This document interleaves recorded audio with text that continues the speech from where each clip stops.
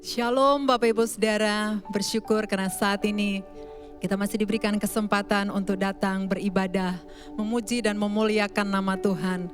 Sungguh Dia adalah Yesus Tuhan, Dia yang berkuasa, Dia satu-satunya sumber kekuatan dalam kehidupan kita, bahkan sumber segala-galanya bagi kita. Oleh sebab itu saat ini sebelum kita memuji Tuhan, mari sama-sama kita akan berdoa. Kami bersyukur Tuhan, kami punya Allah yang luar biasa, yang memimpin hidup kami, menjaga dan memberkati kami hingga saat ini. Oleh sebab itu Tuhan, saat ini kami mau siapkan hati kami untuk beribadah, memuji, memuliakan nama-Mu Tuhan. Engkau hadir di tengah kami, dimanapun kami berada Tuhan. Engkau yang akan melawat dan memberkati umat-Mu Tuhan. Sehingga ketika kami menyelesaikan ibadah kami, sungguh kami akan menerima berkat yang luar biasa. Terpujilah nama-Mu Tuhan, kami mengucap syukur dan berdoa. Haleluya, amin.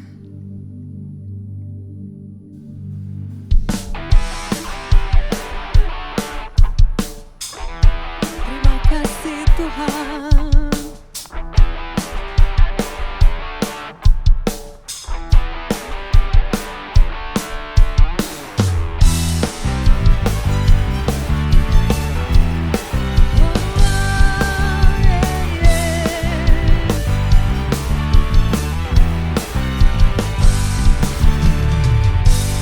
Kaulah satu-satunya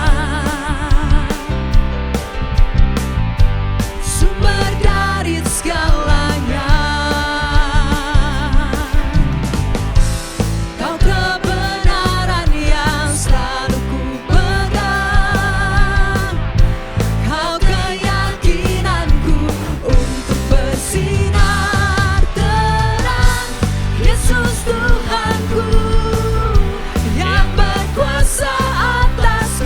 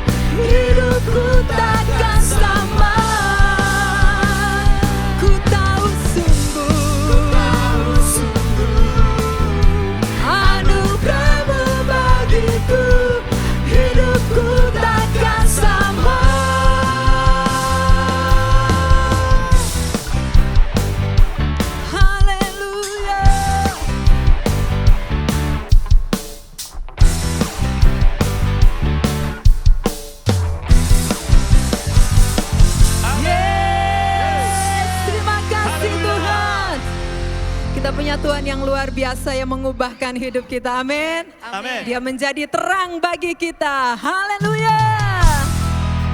Satu hal yang kami ingini untuk terus berada di dekat-Mu, menikmati kasih dan kemurahan-Mu Tuhan.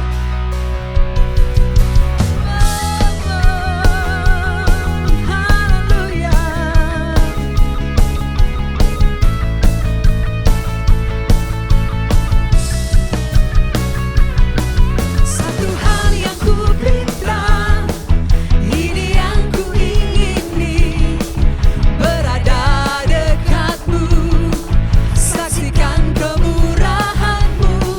Satu hal yang ku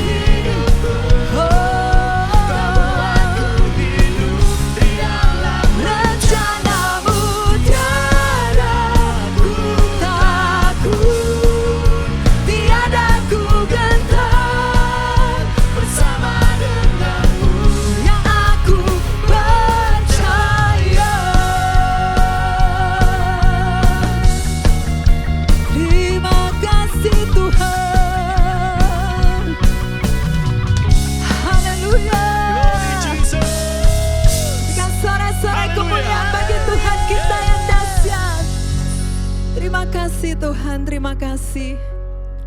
Kami sangat bersyukur kami punya Tuhan yang luar biasa. Ketika kami berada di dekat-Mu Tuhan, kami boleh menikmati kasih dan kemurahan-Mu lebih lagi. Dan biar saat ini Tuhan kami mau terus menyatakan kerinduan kami. Kami ingin memuji menyembah-Mu Tuhan.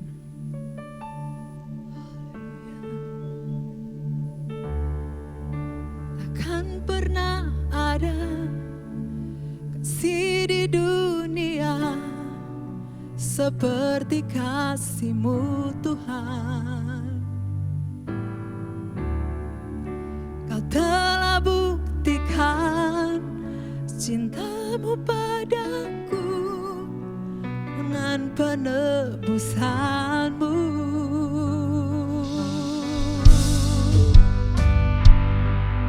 Haleluya, terima kasih Tuhan.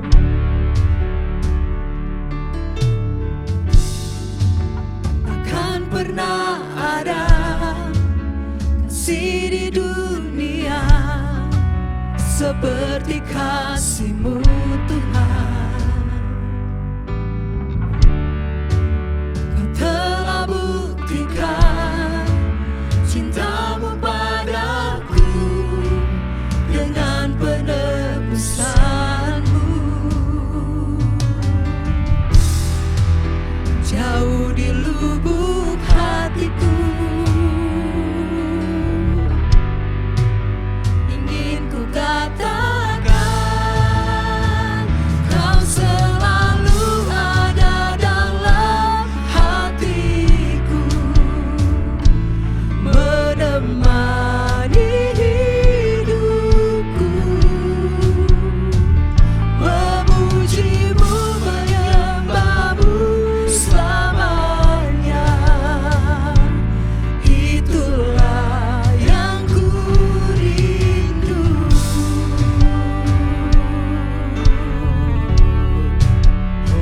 Ini kerinduan kami Tuhan. Mari katakan bersama. Takkan pernah ada kasih di dunia seperti kasih-Mu Tuhan. Kau telah buktikan cinta-Mu padaku dengan penebusan-Mu. Jauh di lubuk hatiku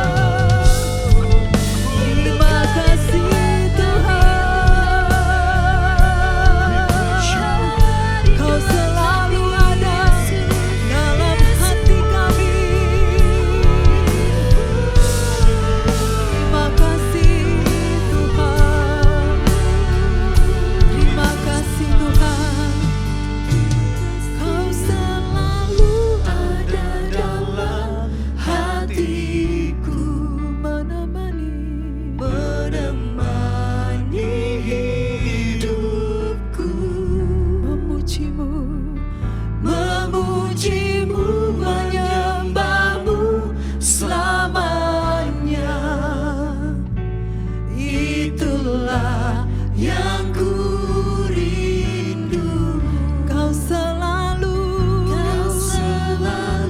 ada dalam hatiku, menemani hidupku. Terima kasih Tuhan, memujimu, menyembahmu selamanya. Itulah yang ku kau selalu ada dalam hatiku. Terima kasih Tuhan, kami bersyukur, memujimu, menyembahmu selamanya. Itulah yang ku rindu. Mari lebih lagi nyatakan, kau selalu ada dalam hatiku, menemani hidupku. Kami memujimu, menyembahmu selamanya. Itulah yang ku rindu. Lebih lagi, kau selalu ada dalam hatiku, menemani hidupku. Memujimu, menyembahmu selamanya. Itulah yang ku rindu. Memujimu, menyembahmu selamanya. Haleluya. Itulah yang ku rindu. Memujimu, menyembahmu selamanya. Itulah yang ku rindu.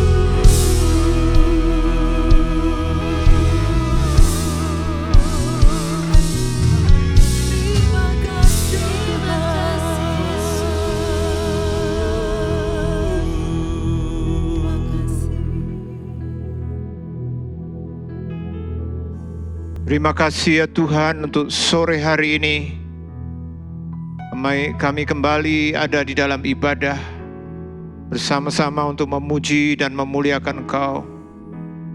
Dan sebentar kami akan belajar dari kebenaran firman-Mu.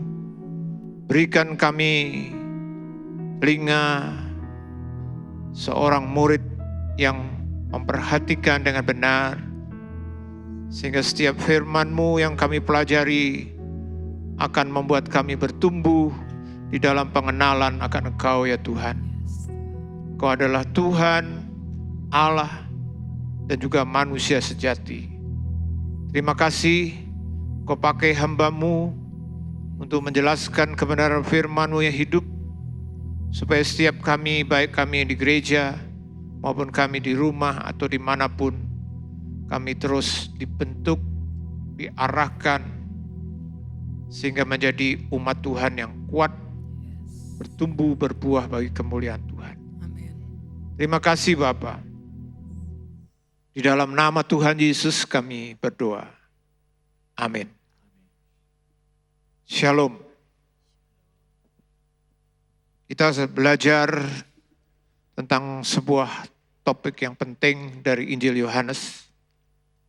Dan kita sudah masuki minggu yang kelima, di mana kita belajar, kalau kita teliti dari Injil Yohanes, kita sedang atau bisa menyimpulkan bahwa Injil Yohanes mengajarkan kepada kita bahwa Yesus itu adalah Allah dan manusia sejati. Dan ini sebuah kebenaran meskipun memang tidak masuk akal, tapi adalah fakta. Dan sebuah kebenaran yang sangat penting, yang merubah jalan hidup kita manusia, yang tadinya arahnya kepada kematian, pada neraka, tapi sekarang kepada surga. Dan sore ini kita akan belajar yang saya beri judul menjadi murid sejati. Kita sudah masuki pasal 1, kemudian saat ini kita akan coba bahas dan teliti dari pasal 1 Injil Yohanes ayat 35 sampai 51, di mana dalam perikop ini kita akan belajar bagaimana Tuhan bertemu dengan murid-murid awal. Caranya bagaimana sampai mereka akhirnya menjadi murid-murid Tuhan yang sejati. Bapak, Ibu, saudara-saudari yang dikasih Tuhan, ini juga yang merupakan aman agung dari Tuhan kita Yesus Kristus. Pada waktu dia sebelum berangkat ke surga, dia memberikan sebuah perintah yang besar kepada murid-muridnya dan berkata, pergilah, jadikanlah semua bangsa. Bukan hanya disebut diselamatkan, tetapi menjadi muridku. Jadi menjadi murid itu adalah sasaran daripada Tuhan Yesus memerintahkan dan mengembangkan gerejanya. Maka setiap kita orang Kristen harus betul-betul sampai pada level ini. Kalau kita bilang saya ini adalah pengikut Tuhan Yesus yang benar. Nah, kita akan coba mempelajari pada hari ini bagaimana kita bisa menjadi murid yang sejati. Tujuan daripada PA kita adalah bagaimana kita mengalami perjumpaan dengan Yesus yang adalah Allah dan manusia sejati, yang membuat seseorang yang mengalami ini mengalami terobosan-terobosan. Seorang yang menjadi murid sejati, nanti kita akan coba lihat dan gali.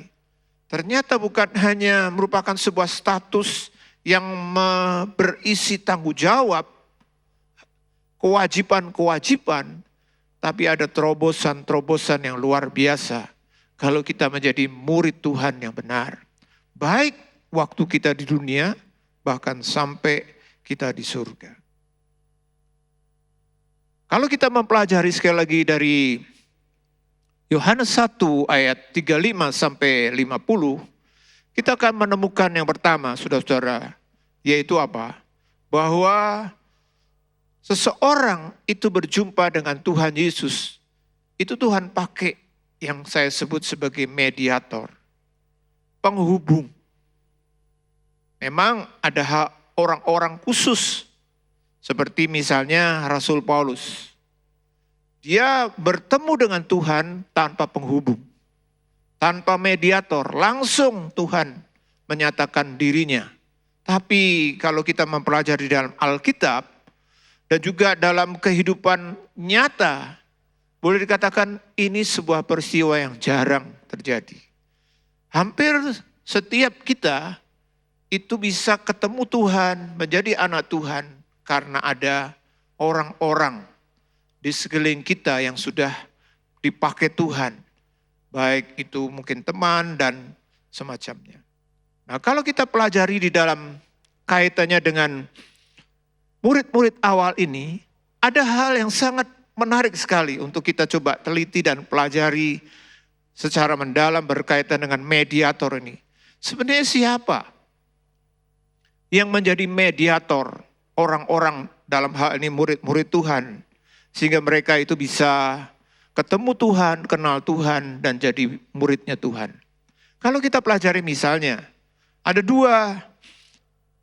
Yang pertama, Andreas dan Yohanes. Memang Yohanes sendiri tidak disebutkan secara nyata, tapi para ahli Alkitab setuju dan sepakat bahwa yang disebut dengan orang kedua dari murid Yohanes Pembaptis itu adalah Yohanes sendiri.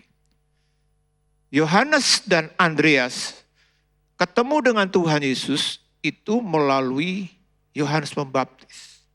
Dalam hal ini adalah pemimpin dan sekaligus guru mereka. Lalu setelah Andreas ketemu dengan Tuhan Yesus, menemukan di dalam diri Yesus itu adalah Mesias. Kemudian kalau kita baca, Andreas mengajak Simon Petrus yang adalah saudaranya. Demikian halnya waktu Tuhan Yesus ketemu dengan Filipus, dia diajak, kemudian Filipus mengajak Nathanael adalah temannya. Saudara-saudara yang dikasih Tuhan, jadi kita lihat di sini, sebenarnya secara umum dalam kehidupan kekristenan, ternyata yang dipakai Tuhan menjadi mediator, penghubung, di mana seseorang bisa ketemu dengan Tuhan itu, pada umumnya adalah orang-orang sekitarnya. Ada sebuah penelitian yang dilakukan oleh sebuah lembaga riset yang bernama Bilangan, dan cukup kredibel apa yang sudah menjadi hasil-hasilnya. Dan salah satunya, Bilangan riset ini meneliti tentang bagaimana kaitannya dengan generasi muda di Indonesia ini. Siapa sosok yang paling berjasa menuntun pada Tuhan Yesus? Ternyata memang ada dua sosok yang cukup penting berperan. Seseorang itu bisa ketemu dan bertumbuh di dalam Tuhan. Yang pertama adalah orang tua dan yang kedua adalah pendeta. Nah, kita lihat hasil riset ini, mayoritas dan ditemukan 73,1% orang-orang itu bisa ketemu Tuhan Yesus karena orang tuanya. Pendeta hanya 10 sekian persen. Artinya apa? Artinya komunitas, orang-orang di sekitar, terutama yang punya otoritas terhadap lingkungannya, itu punya peran yang sangat besar sekali. Walaupun dalam faktanya juga diteliti, hanya 23% orang tua yang dianggap baik dalam membimbing spiritualitas anaknya. Nah, ini juga persoalan sendiri. Tapi jelas sekali, orang tua itu sangat berpengaruh. Artinya orang di sekeliling. Mengapa kita perlu memahami kebenaran ini Bapak Ibu? Supaya setiap kita itu di dalam komunitas kita masing-masing harus mengerti kita punya tanggung jawab terhadap komunitas kita. Kita lihat beberapa contoh dalam Alkitab. Tolong dibacakan 2 Timotius 1 ayat 5, kemudian 2 Timotius 3 ayat 15. Sebab aku teringat akan imanmu yang tulus ikhlas, yaitu iman yang pertama-tama hidup di dalam nenekmu Lois dan di dalam ibumu Eunike, dan yang aku yakin hidup juga di dalam dirimu. Ya, kita lihat di sini, Timotius, salah seorang murid yang penting, yang punya peran dalam kehidupan gereja, khususnya gereja Efesus pada waktu itu. Dia juga teman sekerja Rasul Paulus. Lalu, siapa yang membuat Timotius ini bisa beriman dan percaya? Ternyata tadi kita baca dikatakan bahwa Timotius bisa punya iman yang benar itu karena pertama-tama dikatakan nenek Lois. Kemudian Lois membawa dan menurunkan kepada Eunike yang adalah ibunya. Lalu Eunike menurunkan dan membawa Timotius. Jadi kita lihat di sini. Juga kalau kita baca dalam 2 Timotius 3 ayat 15 dikatakan. Ingatlah juga bahwa dari kecil engkau sudah mengenal kitab suci yang dapat memberi hikmat kepadamu dan menuntun engkau kepada keselamatan oleh iman kepada Kristus Yesus. Rasul Paulus juga ingatkan kembali bagaimana Timotius dikatakan sejak kecil, dari kecil dikatakan sudah mengenal kitab suci. Siapa yang berperan? Dalam hal ini adalah orang tua dan neneknya. Jadi oleh pengaruh dari keluarganya dalam hal nenek dan ibunya, Timotius menerima keselamatan dan bahkan bertumbuh menjadi murid Tuhan yang benar. Bapak Ibu, kita orang tua punya tanggung jawab yang besar terhadap khususnya orang-orang yang Tuhan percayakan tidak di bawah otoritas kita. Yang pertama adalah anak-anak. Bagaimana? Sudahkah kita betul-betul membawa anak-anak kita untuk datang kepada Tuhan, percaya kepada Tuhan, dan bertumbuh menjadi muridnya.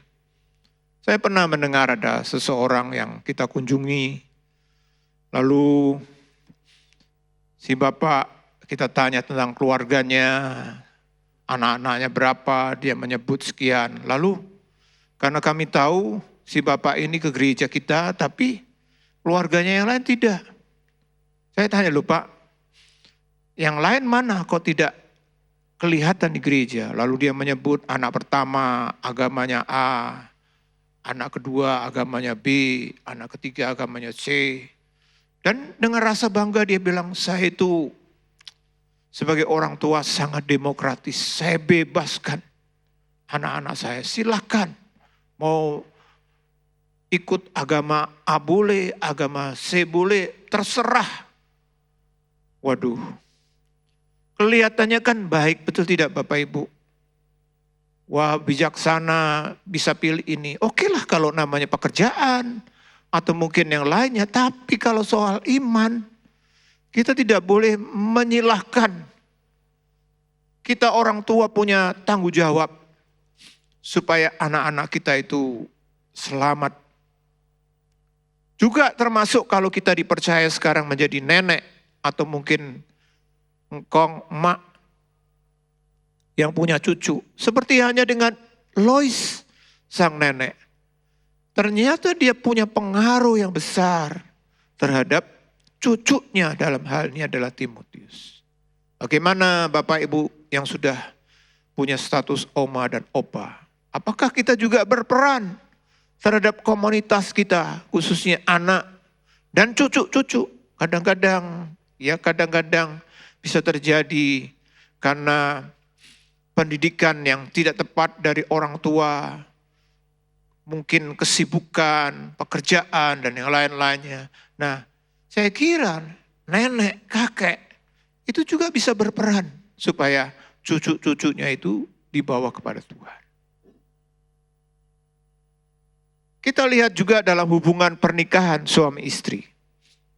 Kalau kita baca dalam 1 Korintus 7 ayat 16 dikatakan, Sebab bagaimanakah engkau mengetahui, hai istri, apakah engkau tidak akan menyelamatkan suamimu? Atau bagaimanakah engkau mengetahui, hai suami, apakah engkau tidak akan menyelamatkan istrimu? kadang-kadang dalam situasi-situasi tertentu kita harus akui seperti hanya zaman awal gereja, karena waktu itu Kristen kan baru. Sehingga ada juga yang menjadi Kristen itu tidak sekaligus suami istri. Istrinya dulu atau suaminya dulu. Nah, Rasul Paulus mengingatkan, kalau terjadi hal-hal seperti itu, bahkan juga sampai sekarang pun, faktanya kadang-kadang ada, walaupun ini tidak umum, tapi kadang-kadang ada orang menikah dengan agama lain, atau mungkin Kristen, tapi Kristennya tidak bertobat, hidupnya masih begitu-begitu aja, hanya Kristen KTP. Nah, bagaimana istri atau suami ini punya peran? Di dalam 1 Petrus 3 ayat 1 dan 2 dikatakan, Demikian juga kamu, hai istri-istri, tunduklah kepada suamimu, supaya jika ada di antara mereka yang tidak taat kepada firman, mereka juga tanpa perkataan dimenangkan oleh kelakuan istrinya. Jika mereka melihat bagaimana murni dan salehnya hidup istri mereka itu. nah ini kita lihat. Jadi ada situasi di mana suami mungkin Kristen, tapi dalam konteks kalau kita pelajari gereja awal, karena waktu itu kekristenan baru, sedangkan agama yang sangat dominan tentu bukan Kristen, entah agama Yahudi atau yang lain. Nah, sehingga ada juga waktu itu istrinya bertobat, suaminya belum, atau sebaliknya, atau mungkin Kristen tapi belum sungguh-sungguh bertobat. Nah, dikatakan di sini istri bisa punya peran dan harus berperan. Dikatakan mereka juga tanpa perkataan dimenangkan oleh kelakuan istrinya. Sikap, perilaku. Kita perlu mengerti betapa pentingnya tugas dan peran kita dalam komunitas. Lalu juga kalau kita baca di dalam Perjanjian Lama, dalam 2 Raja-Raja 5 ayat 1 dan 2, dikatakan, Orang Aram pernah keluar bergerombolan dan membawa tertawan seorang anak perempuan dari negeri Israel. Ia menjadi pelayan pada istri Naaman. Berkatalah gadis itu kepada nyonyanya, sekiranya tuanku menghadap nabi yang di Samaria itu, maka tentulah nabi itu akan menyembuhkan dia dari penyakitnya. pada waktu itu Naaman adalah panglima perang dari kerajaan Assyria atau Asyur. Waktu sedang perang, mereka menang seperti biasa zaman itu. Yang diambil sebagai jarahan, itu bukan hanya harta benda, tapi juga orang, manusia, dijadikan budak. Nah, rupanya ada salah satu anak perempuan kecil, mungkin dilihat baik atau bagaimana, diambil juga dibawa untuk jadi budak, menjadi pelayan si istri. Kadang-kadang sebagai pelayan rumah, kita akan selalu berpikir, siapa saya, apa saya bisa berperan. Ternyata kita mendapat pelajaran di sini bagaimana meskipun anak ini adalah budak, masih kecil, tapi dia bisa berpengaruh sehingga waktu Naaman sakit kusta, dia tahu ada nabi di Israel yang bisa menyembuhkan. Dia berkata kepada nyonyanya, sekiranya tuanku menghadap nabi di Samaria, maka nabi itu akan menyembuhkan dia. Ingat Bapak Ibu, Saudara-saudara, siapapun kita bisa punya peran. Orang tua terhadap anak-anaknya, kemudian istri, suami, atau bahkan pembantu pun juga bisa punya peran terhadap tuan dan nyonyanya. Saya kenal seorang jemaat Bapak Ibu. Jemaat ini pekerjaannya adalah asisten rumah tangga atau pembantu rumah tangga. Saya begitu sangat merasa hormat kepada ibu ini meskipun dia pekerjaannya hanya sebagai pembantu rumah tangga. Yang bagi kebanyakan orang sebagai profesi pekerjaan yang sangat sederhana.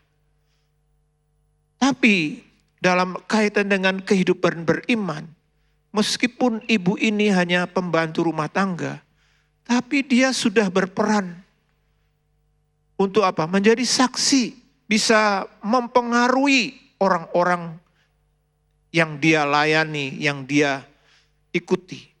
Pernah saya lihat dia mengajak anak bosnya ke gereja.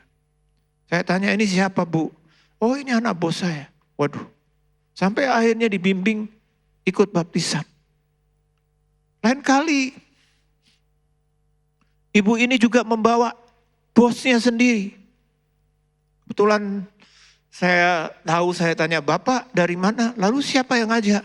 Dia menyebut Ibu A yang adalah pembantu rumah tangganya. Waduh, ini luar biasa sekali. Bapak Ibu, mari. Tuhan ingin setiap kita itu berperan. Minimal tidak harus kepada hal yang, kita nggak kenal, atau mungkin luar pulau, atau mana, enggak. Komunitas di mana kita ada.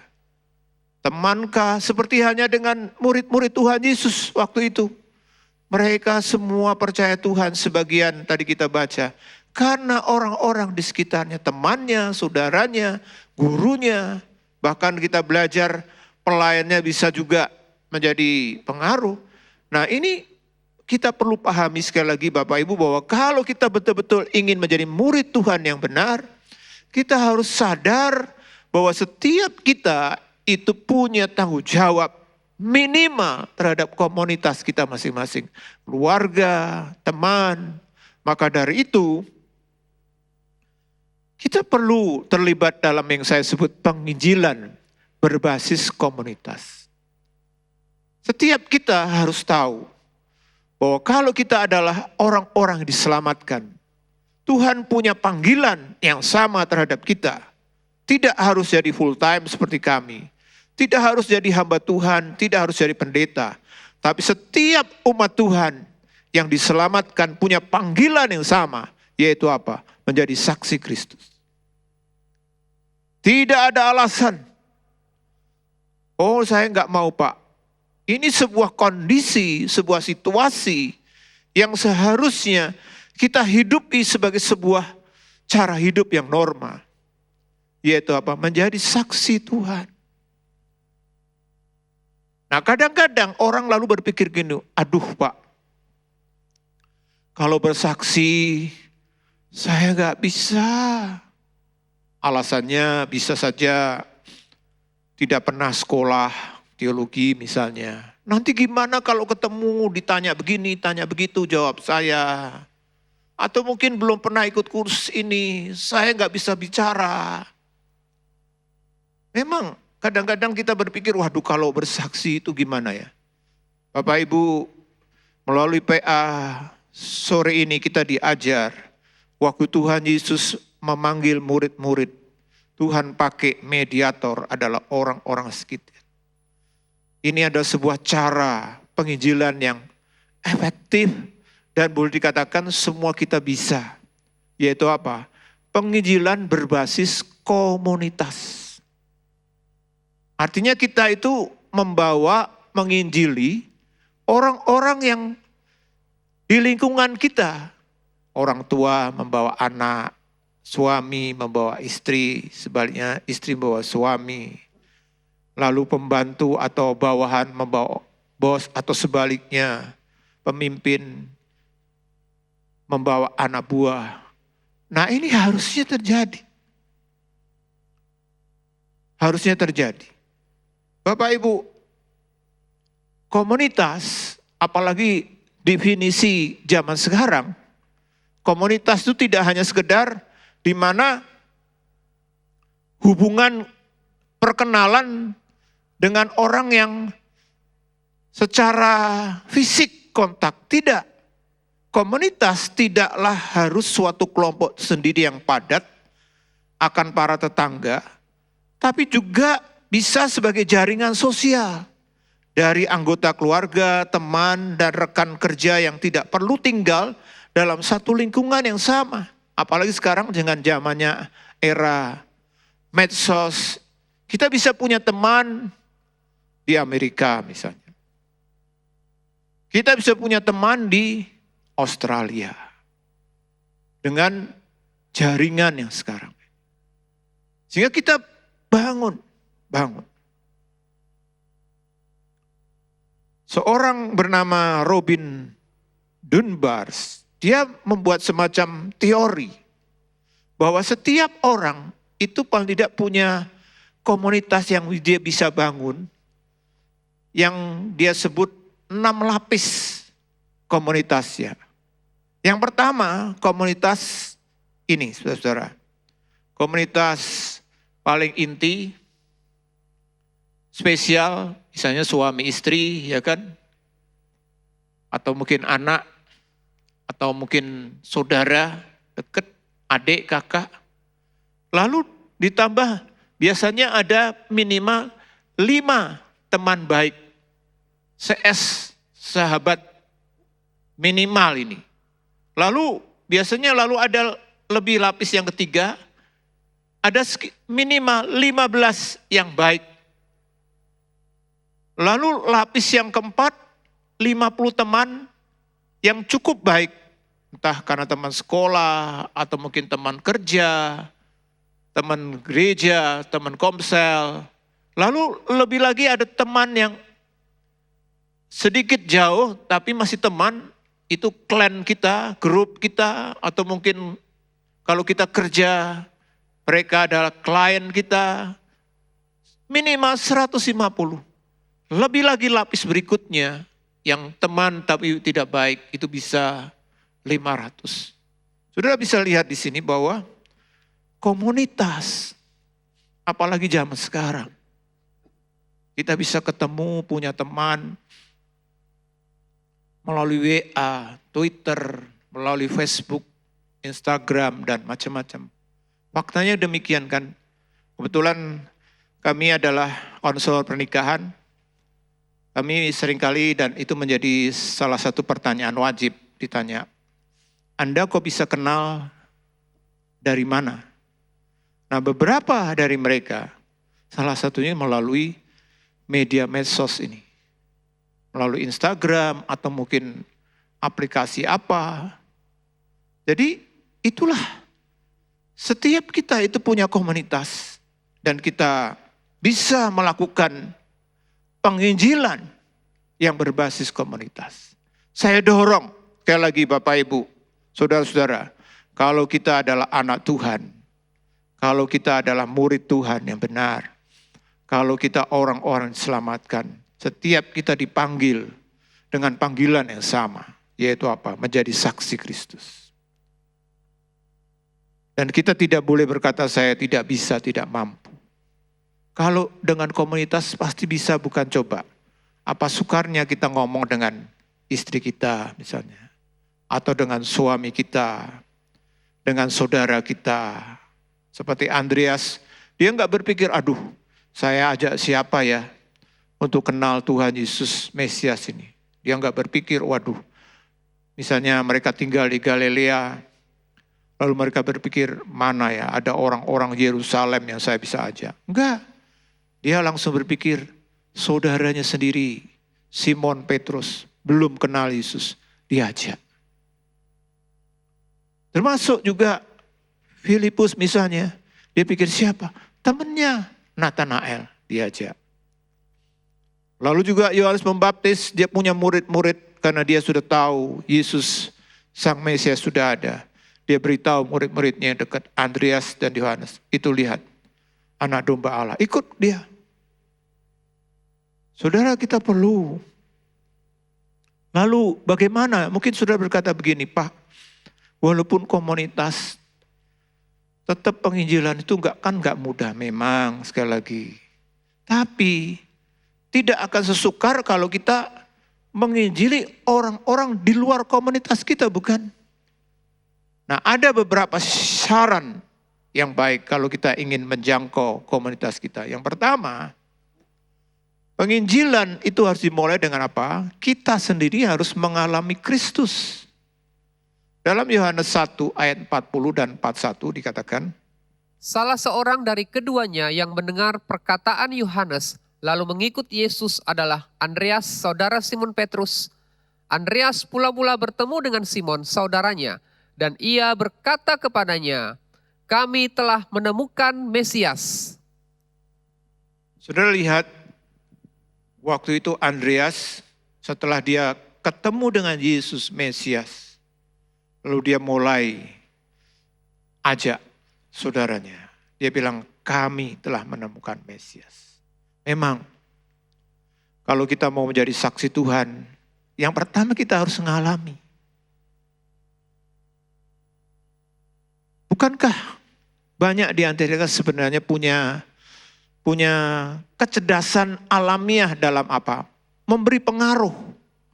Salah satu contoh misalnya, pada waktu kita mulai cari makan, saya pernah diajak oleh seseorang ngajak makan tapi bukan di Semarang. Jauh dari kota Semarang.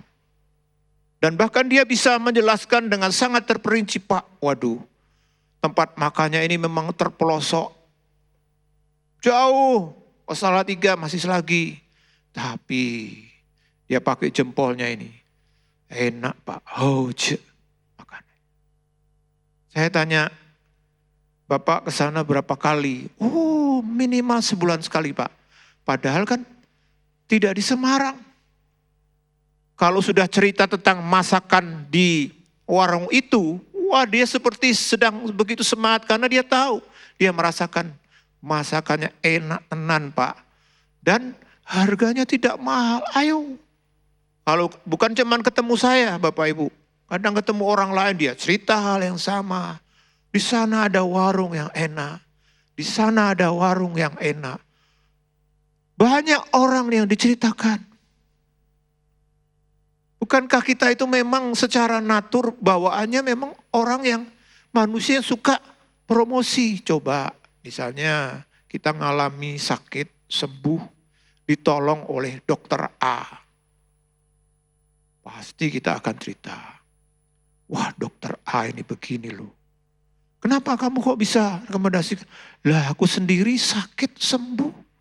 Aku sudah bawa ke dokter ini, enggak ada yang sembuh. Aku datang ke dokter ini, sembuh. Wah hebat begini, pasti kita akan lalu ceritakan.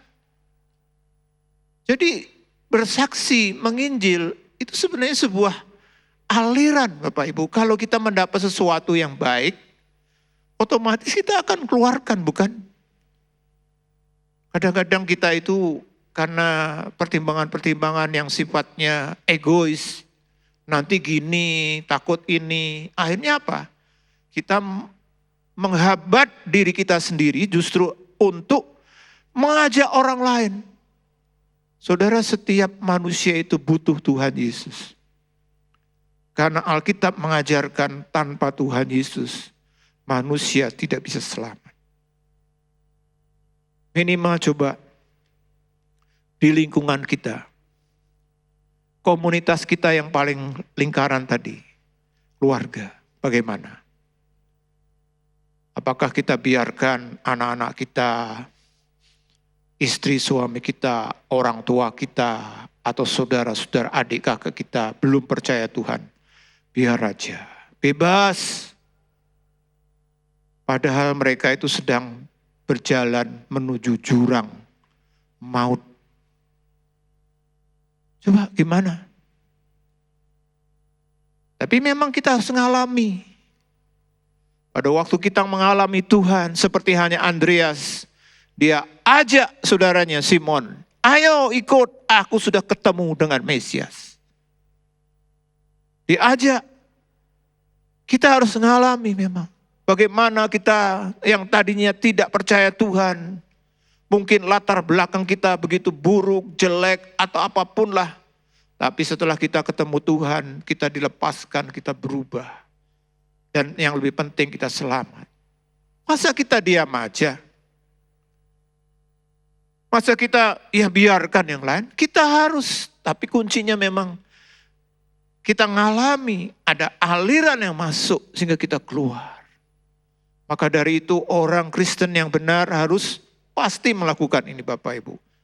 Dia akan cerita, saksi, ngalami dulu yang pertama. Kemudian yang kedua, penginjilan memang tidak mudah. Ini sebuah tugas yang disebut mission impossible. Maka dari itu, meskipun kita penginjilannya komunitas, kita harus berdoa.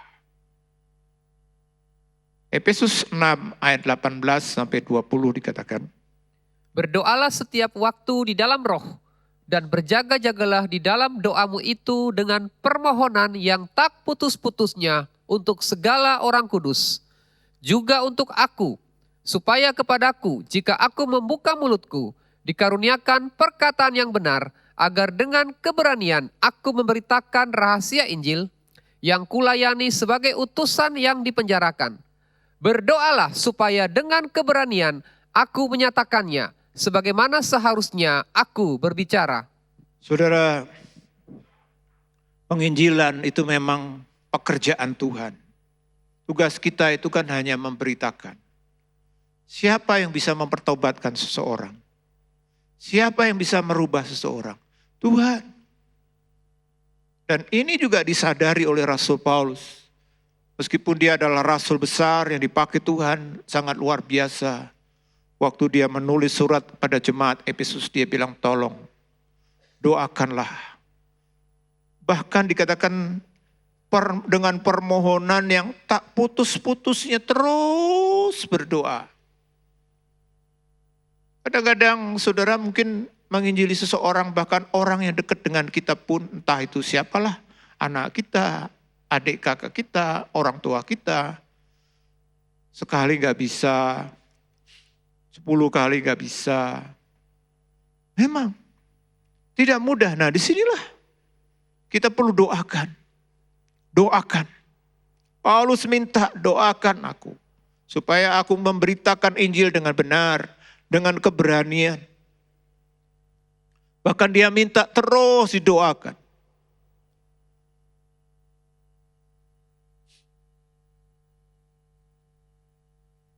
D.L. Moody, salah satu hamba Tuhan yang Tuhan pakai luar biasa, dia bilang begini, we must talk to God about people before we talk to people about God. Kira-kira artinya adalah kita harus berbicara kepada Tuhan lebih dulu tentang orang-orang yang akan kita ajak bicara. Sebelum kita bicara kepada orang-orang tentang Tuhan. Doa. Jadi sebenarnya apakah penginjilan sukses tidak sukses itu kuncinya apa? Oh, saya ini penginjil hebat loh Pak. Saya punya strategi, wah jago, tekniknya begini-begini. Makanya banyak orang yang bertobat kalau saya injili. Enggak Bapak Ibu, enggak. Bukan karena metode, bukan sistem atau mungkin apa yang mungkin relevan dan macam-macam, enggak. Kunci pertobatan seseorang itu adalah Tuhan, Roh Kudus. Tugas kita ya ini, doakan.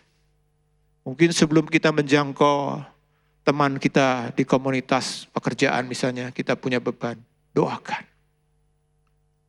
Supaya Tuhan bekerja dan kita melihat kesempatan kita bisa masuk memberitakan Injil. Sekali nggak bisa, terus kesempatan. Kadang-kadang ada orang bilang begini, kalau andai kata orang makan pisang, 5 dengan 5 pisang orang itu kenyang. Pisang yang keberapa yang membuat orang itu kenyang? Kan bukan pisang pertama. Penginjilan juga sama. Mungkin orang menginjil pertama enggak bertobat. Kedua enggak bertobat. Orang pakai lain lagi, ketiga enggak bertobat. Yang kelima bertobat. Lalu orang yang kelima bilang, ini loh saya hebat.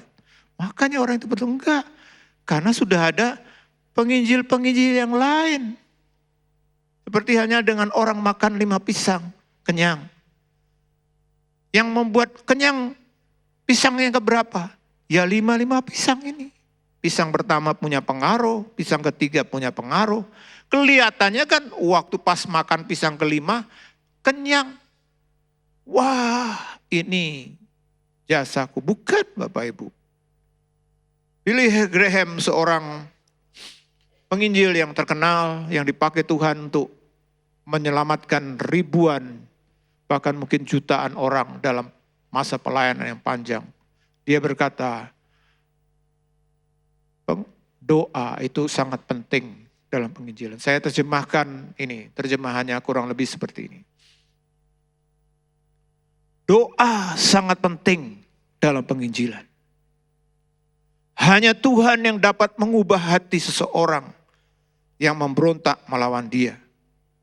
Tidak peduli seberapa logis argumentasi kita atau seberapa kuat penawaran kita ajak seperti apa, atau kata-kata kita yang sebagus apapun, tidak akan menghasilkan apa-apa, khususnya berkaitan penginjilan, kecuali Roh Allah yang mempersiapkan jalan.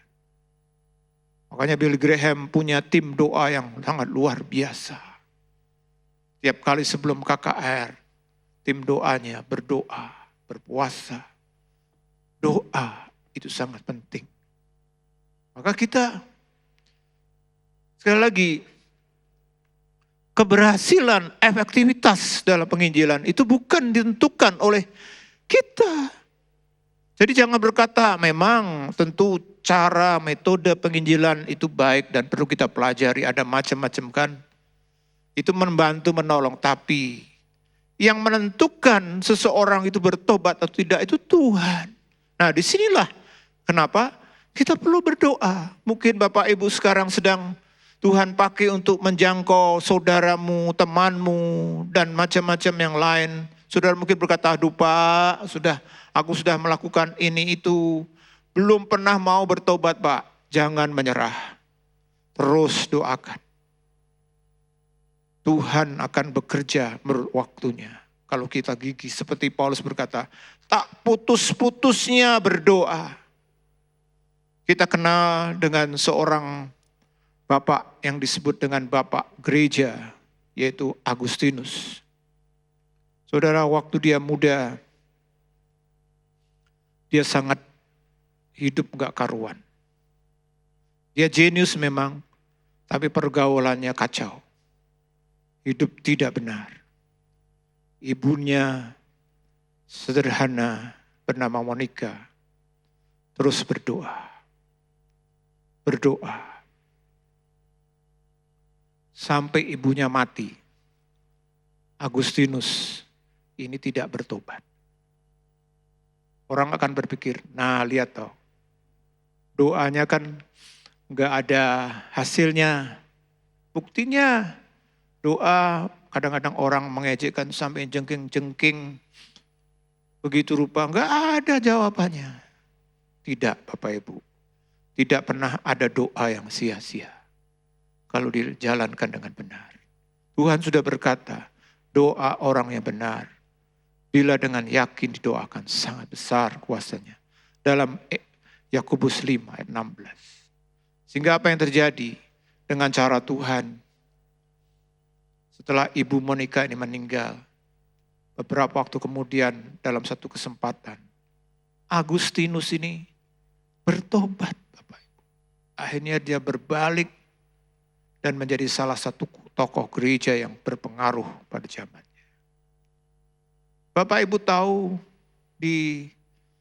kalau kita pergi ke toko-toko Kristen, kita seringkali kan memberi souvenir, ada gambar, bukan gambar sebenarnya aslinya, tangan berdoa, dipahat begitu, menjadi semacam hiasan dinding.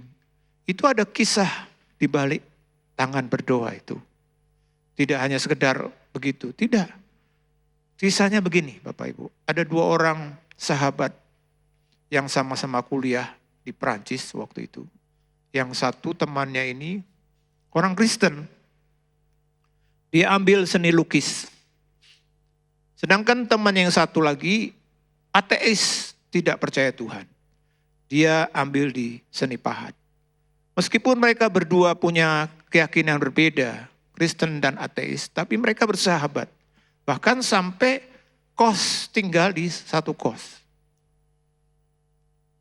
Nah si Kristen ini seringkali mengajak temannya ke gereja, tapi selalu ditolak.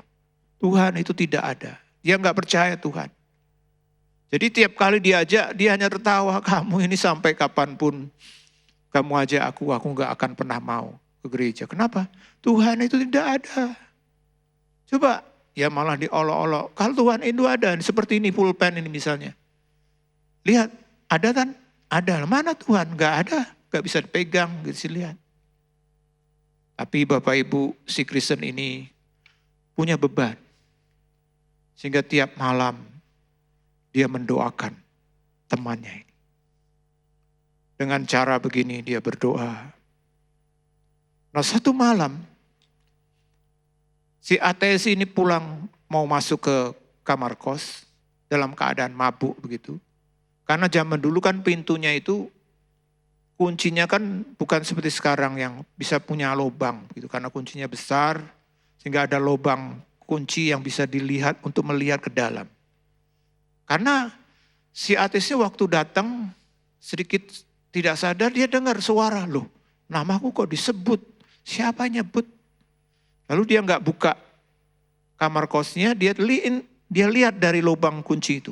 Loh, dia lihat tangan sedang berdoa begini, lalu dia dengar suara, namaku disebut oleh temanku. Dalam hati dia geli, sampai kapanpun kamu berdoa, aku nggak akan pernah bertobat. Tapi dia nggak omongkan itu. Singkat cerita Bapak Ibu, karena waktu itu ada sakit melanda malaria. Si Kristen itu meninggal karena sakit malaria.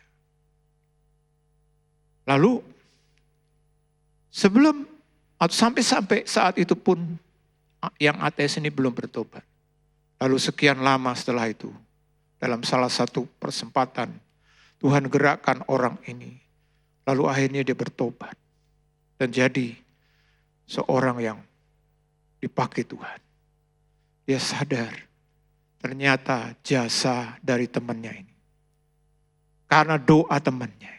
Akhirnya untuk mengenang jasa temannya sudah berdoa tak putus-putusnya.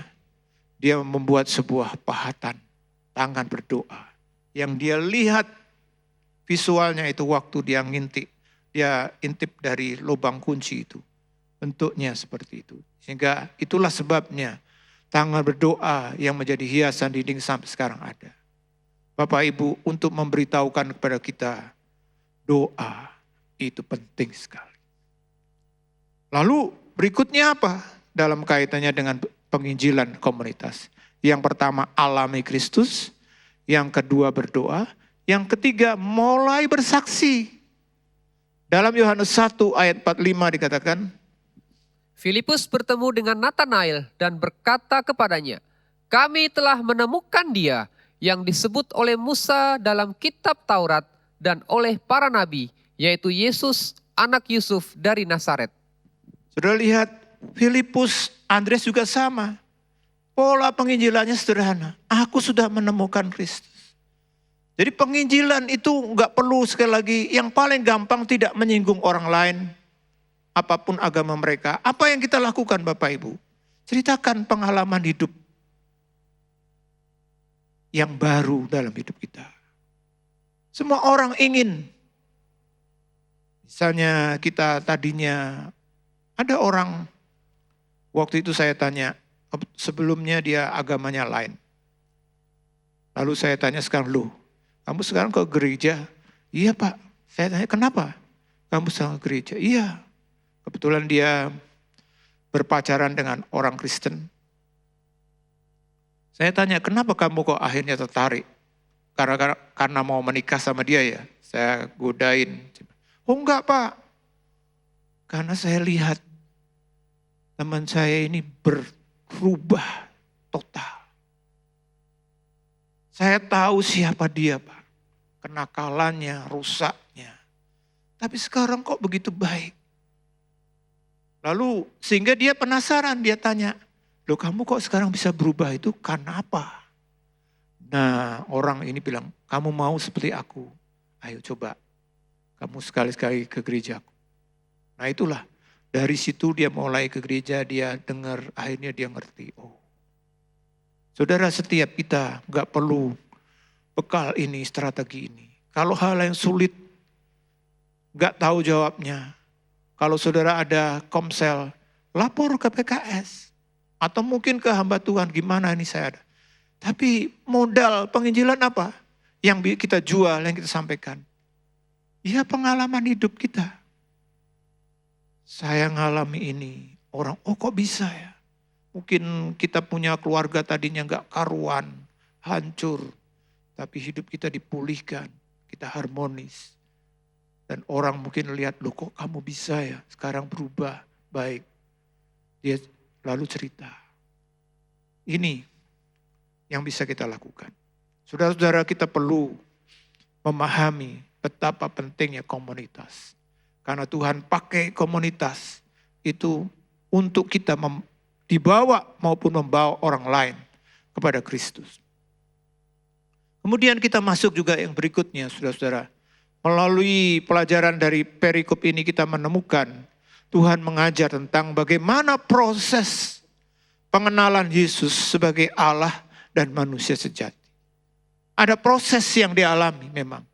Bagaimana Andreas, Yohanes, juga Natanael, Filipus, Petrus, mereka mengalami proses. Nah kita perlu belajar.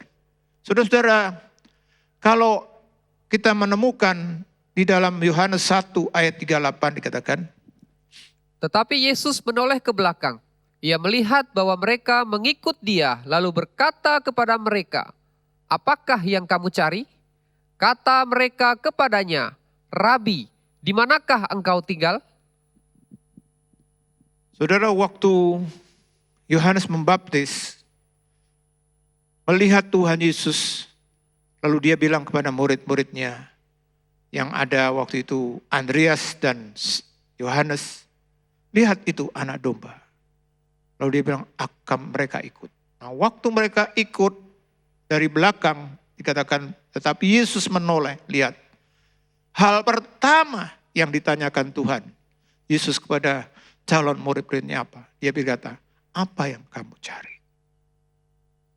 Saudara, sebagai murid Yesus, sebagai pengikut Yesus, hal pertama dan utama ini akan menentukan arah bahkan hasil perjalanan kita yang panjang sebagai orang percaya. Itu apa? Tujuan yang benar. Tuhan Yesus waktu sebelum menerima mereka menjadi murid-murid, Tuhan tanya pertama-tama, apa yang kamu cari? Kamu mau apa? Kok ikut aku? Karena begitu banyak pengikutan-pengikutan kepada Tuhan Yesus yang salah, akhirnya mandek di tengah jalan, gagal. Kita lihat misalnya dalam Injil Yohanes yang pertama, ada orang-orang ikut Yesus demi makanan. Yohanes 6 ayat 26 dikatakan, Yesus menjawab mereka, Aku berkata kepadamu, sesungguhnya kamu mencari aku, bukan karena kamu telah melihat tanda-tanda, melainkan karena kamu telah makan roti itu dan kamu kenyang.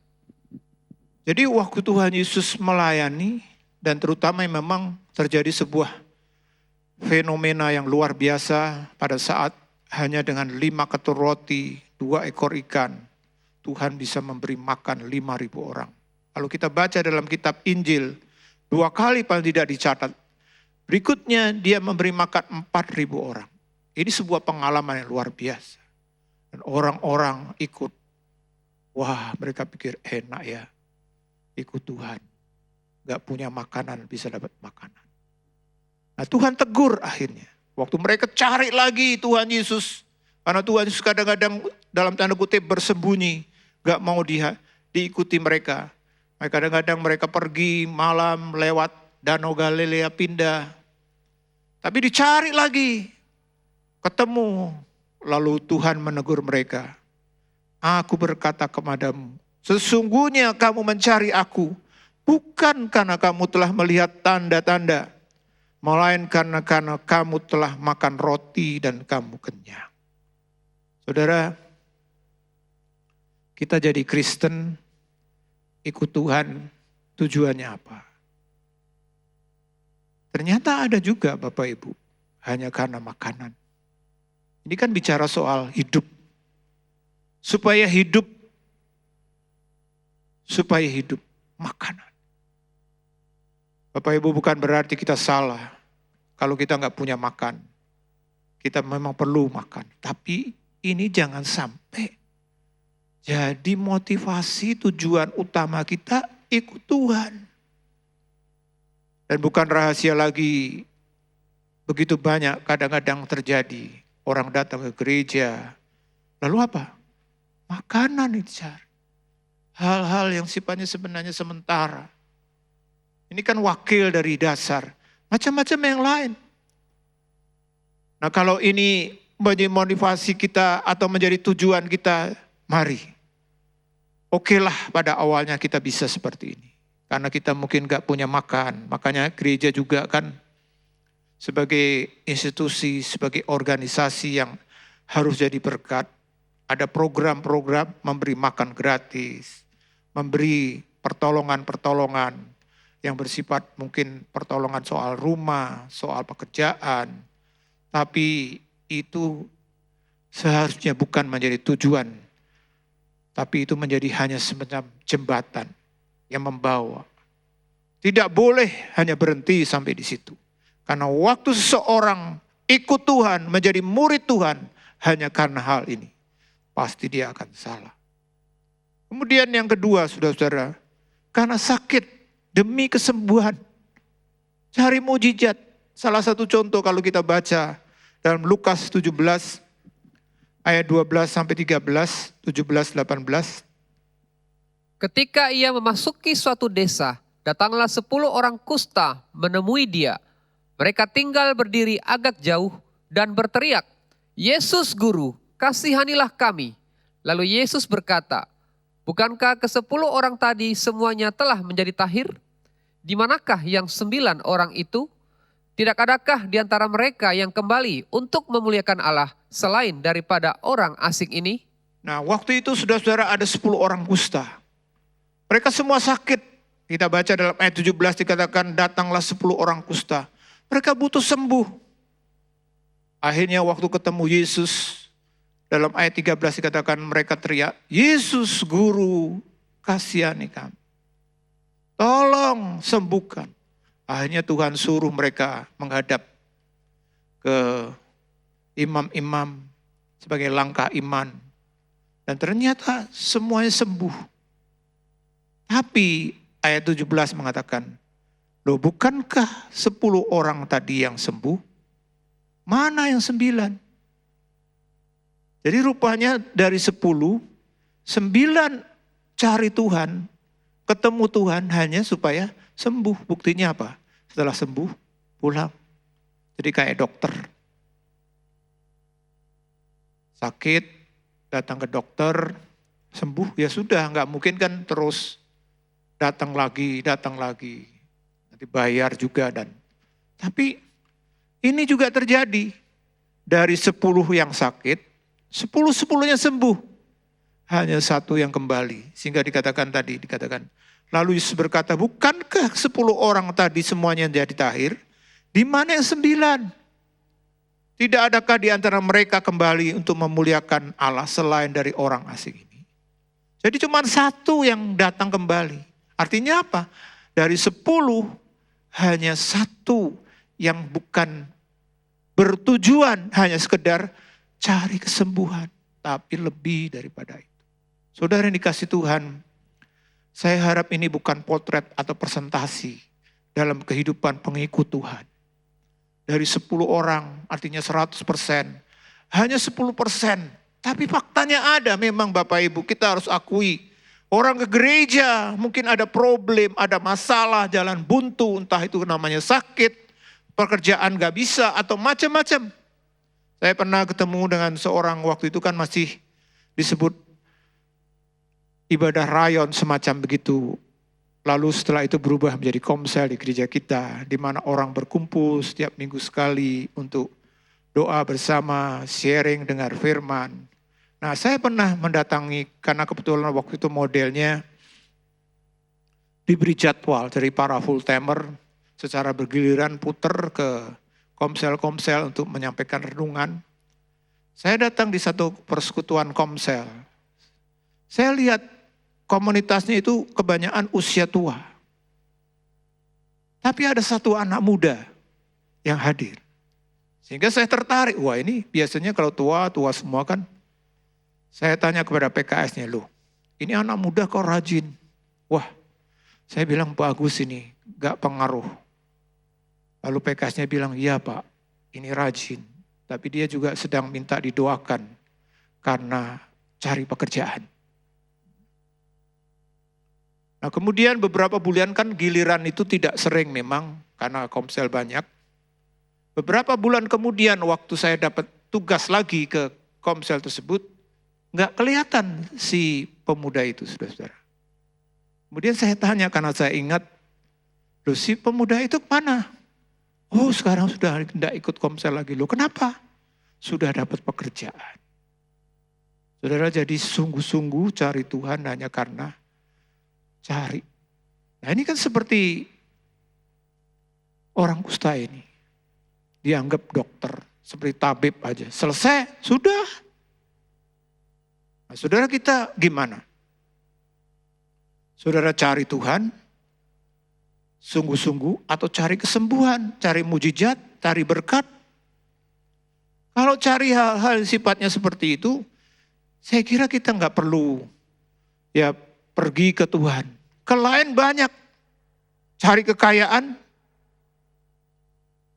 Maka ada juga saudara-saudara, ikut Tuhan demi sebenarnya kepentingan diri sendiri. Dalam Filipi 1 ayat 17-18 dikatakan, Tetapi yang lain karena kepentingan sendiri dan dengan maksud yang tidak ikhlas. Sangkanya dengan demikian mereka memperberat bebanku dalam penjara. Tetapi tidak mengapa, sebab bagaimanapun juga Kristus diberitakan baik dengan maksud palsu maupun dengan jujur. Tentang hal itu aku bersuka cita dan aku akan tetap bersuka cita. Jadi ikut Tuhan, rajin, melayani, bahkan mungkin khotbah. Tapi tujuannya untuk kepentingan diri sendiri. Makanya beberapa waktu lalu ada ungkapan seperti ini misalnya. Co Yesus. Jadi buka gereja, pikirnya wah enak jadi pendeta, cuman sewa mungkin apa gedung, lalu undang pembicara-pembicara, kolektornya banyak, dapat keuntungan, cuan dengan menjual Yesus. Kelihatannya kan ini kurang tidak tepat, tapi sejak Paulus sudah ada orang-orang modelnya begini. Menginjil, memberitakan Injil, beritakan Yesus, tapi untuk kepentingan diri sendiri dengan maksud yang tidak ikhlas. Artinya apa? Ya supaya dapat untung. Macam-macam keuntungan itu kan. Bisa juga berupa uang mungkin, bisa berupa popularitas, atau apa saja. Yang penting melayani, ikut Tuhan, rajin apapun, bukan Tuhan yang jadi pusat, tapi dirinya sendiri.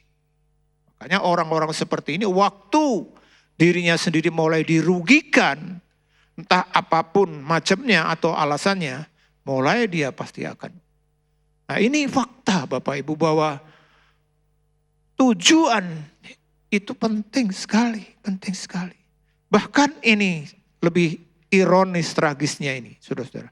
Ada orang jadi murid Tuhan karena benci dan perselisihan. Loh, kok ada? Ada. Alkitab sudah memberitahu, Filipi 1 ayat 15 dikatakan. Ada orang yang memberitakan Kristus karena dengki dan perselisihan. Tetapi ada pula yang memberitakannya dengan maksud baik. Saudara lihat, jadi ikut menjadi orang Kristen, menjadi hamba Tuhan atau melayani dengan tujuan justru ingin membalas sakit hati atau mungkin karena ingin melawan pertentangan, persaingan. Rasul Paulus mengingatkan kepada jemaat Efesus waktu dia mau meninggalkan mereka dalam Kisah Rasul 20 ayat 29 dikatakan. Aku tahu bahwa sesudah aku pergi, serigala-serigala yang ganas akan masuk ke tengah-tengah kamu dan tidak akan menyayangkan kawanan itu. Ya, serigala berbulu domba. Masuk tapi dengan tujuan untuk merusak, memecah belah, mengganggu. Ternyata ada juga. Maka dari itu Bapak Ibu, tujuan itu menentukan hasilnya. Dalam 1 Korintus 15 ayat 19 dikatakan, Jikalau kita hanya dalam hidup ini saja menaruh pengharapan pada Kristus, maka kita adalah orang-orang yang paling malang dari segala manusia. Saudara, seperti halnya dengan kereta api ini. Kalau kita ditanya salah satu driver ya, salah satu jenis driver itu kan masinis, pilot, ya kan, kemudian nahkoda, atau kalau mobil sopir. Salah satu driver yang paling enak ya, menurut saya adalah masinis. Kenapa? Karena tidak banyak direpotkan.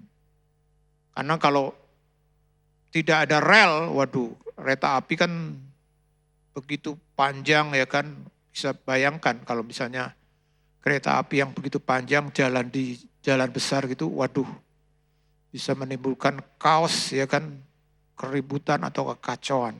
Makanya di sistem dikasih pakai rel. Makanya masinis itu mungkin dia setir sambil ngobrol, sambil ngopi, sangat bisa, kecuali dalam waktu-waktu tertentu dia harus mau berhenti, melewati stasiun. Tapi dalam banyak hal dia cuma duduk saja. Karena semua yang mengarahkan itu justru orang di luar keretanya itu. Stasiun misalnya dalam hal relnya mana. Sehingga dia tahu kalau misalnya naik kereta dari Semarang ke Jakarta. Masinisnya tinggal buat program tentunya. Lewat ini berhenti ini. Sudah itu, sudah. Itu setelah itu mayoritas, tentu kecuali kalau ada hal-hal yang sifatnya darurat. Tapi secara umum, duduk hanya sekedar itu saja, melakukan hal-hal yang sedikit dari Semarang sampai Jakarta. Saudara, tujuan itu seperti ini. Apa tujuan kita mengikut Tuhan? Apa tujuan kita mengikut Yesus? Itu mempengaruhi hasilnya. Apakah kita akan sampai ke terminal kita terakhir, surga, atau tidak? Itu tujuan kita.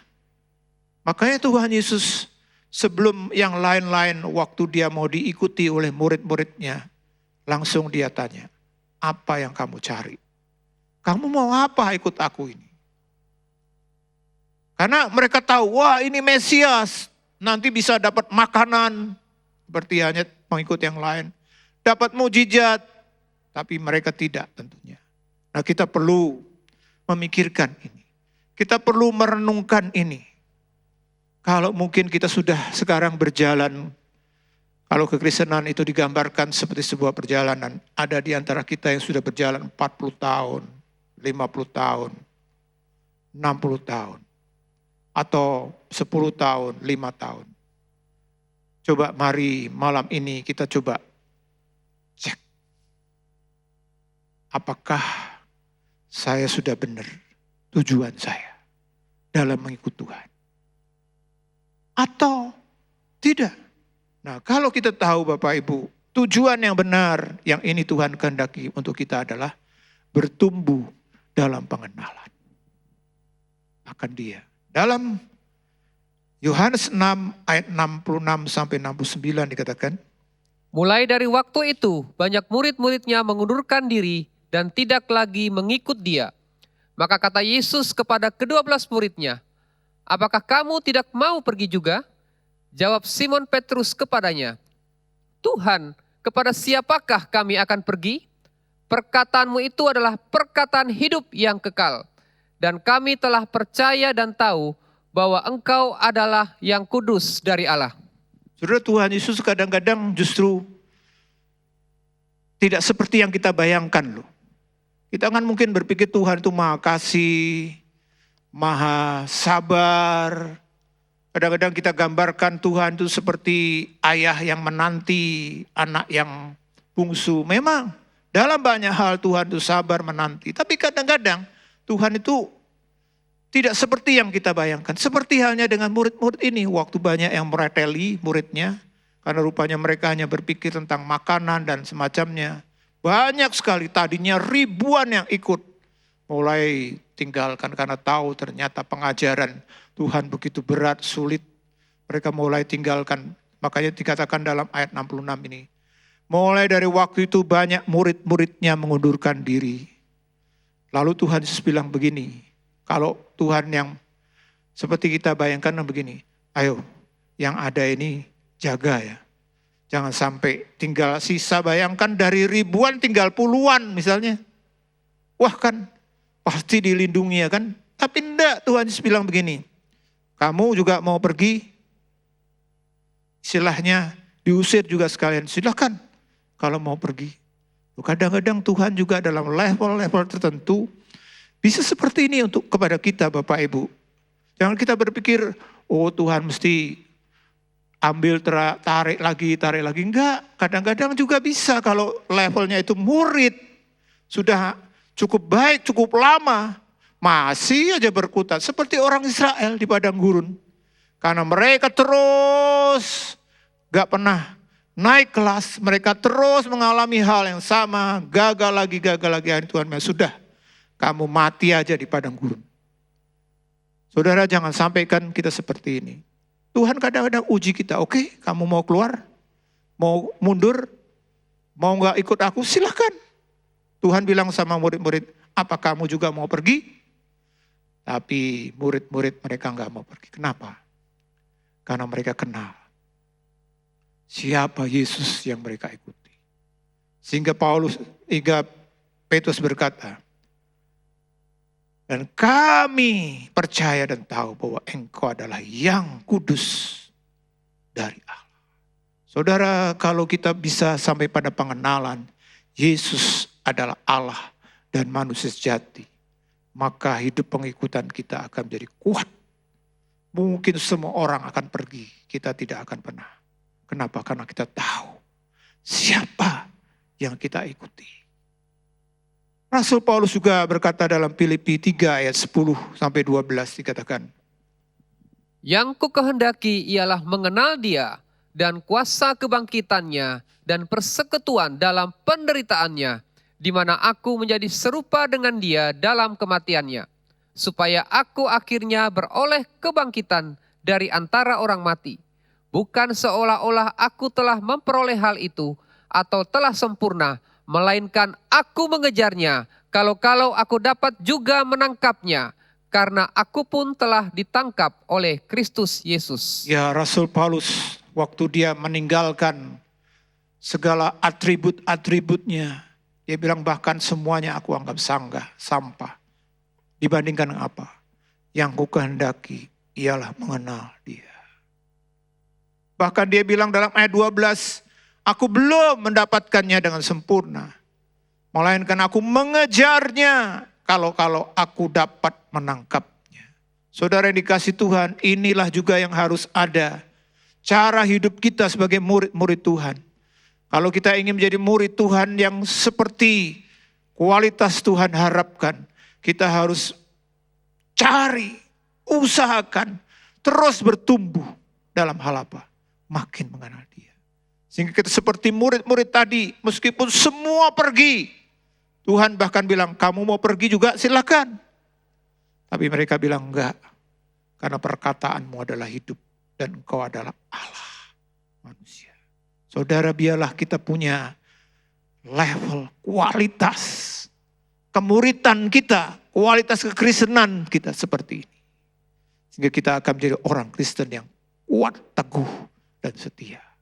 Puji Tuhan, kita akan datang kepada Tuhan.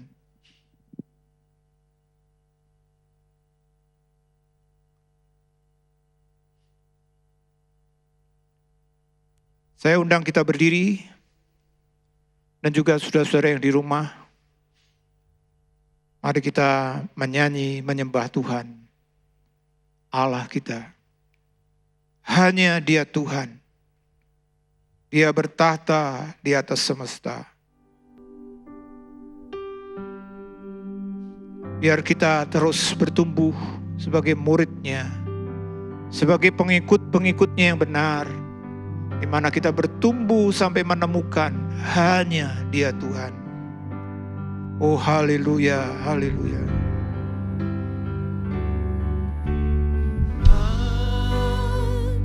Hanya Dia Tuhan, Dialah Allah di atas semesta. Biarlah ciptaannya mengangkat pujian.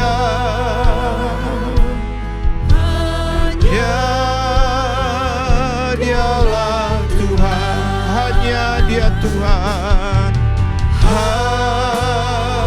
hanya Dia Tuhan yang bertahta di atas semesta. Biarlah ciptaannya mengangkat pujian. Hanya Dialah Tuhan, hanya Dia Tuhan. Kita sembah Dia, kita agungkan Dia.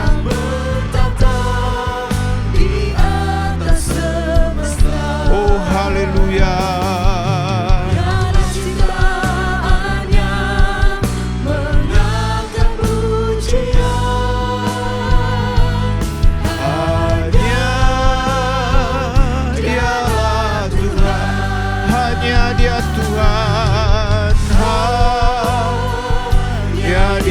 Tuhan yang bertahta di atas semesta.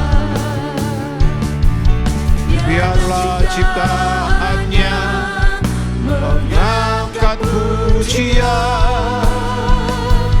Hanya Dialah Tuhan, hanya Dialah Tuhan, Dialah Tuhan, hanya Dialah Tuhan.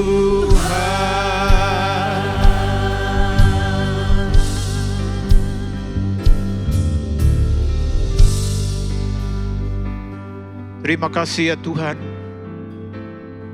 Ya, setiap kami malam ini kami diajar, diingatkan, dan terutama berkaitan dengan motivasi, tujuan kami dalam kami mengikut Engkau.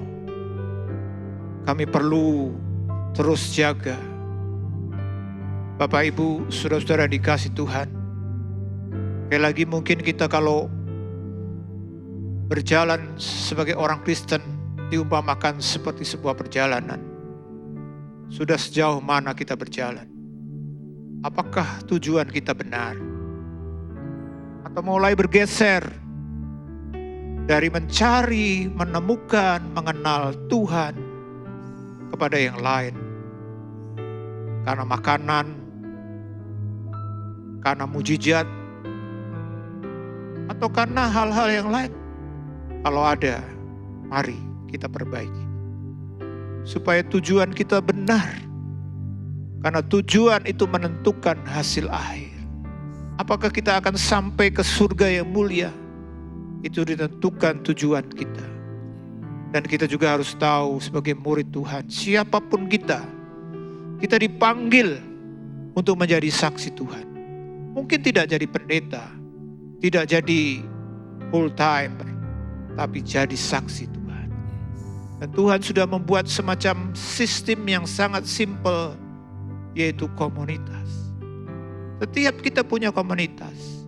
Mari Bapak Ibu kita mulai pandang komunitas kita. Dari yang paling kecil, keluarga inti, keluarga besar, teman pekerjaan, teman hobi. Ingat Bapak Ibu, kalau kita diselamatkan, kita punya tanggung jawab untuk bisa punya pengaruh terhadap komunitas kita masing-masing. Terima kasih Tuhan, biar setiap kami disadarkan dan kami dimampukan untuk menjadi murid-murid-Mu yang benar. Tuhan berkati kami ya Bapa. Dan sekarang kita angkat tangan kita untuk menerima berkat-Nya. Saudara-saudaraku yang dikasih Tuhan, terimalah berkat di dalam kasih karunia Tuhan Yesus Kristus, kasih Allah Bapa, dan dengan persekutuan Roh Kudus, biar menyertai saudara semua, mulai malam hari ini, bahkan sampai Maranatha, Tuhan Yesus datang kedua kali, menjemput kita semua. Haleluya, amin. Hai Inspiration People, jangan lupa untuk mengikuti iGen Online Service setiap Sabtu jam 5 sore di YouTube channel Generasi Inspirasi. God bless. Penyaluran kolekte maupun persembahan lainnya dapat dilakukan melalui transfer ke nomor rekening gereja dengan nomor 009 707 2071 atas nama Megawati dan Lee Irwande atau dengan scan QR code berikut ini. Bagi jemaat Tuhan yang rindu mendapatkan informasi seputar kegiatan gereja, renungan harian, dan lain-lain melalui WhatsApp gereja, Anda dapat mendaftar dengan cara ketik BC spasi on dan mengirimkan ke WA gereja dengan nomor 0815 7802 2000.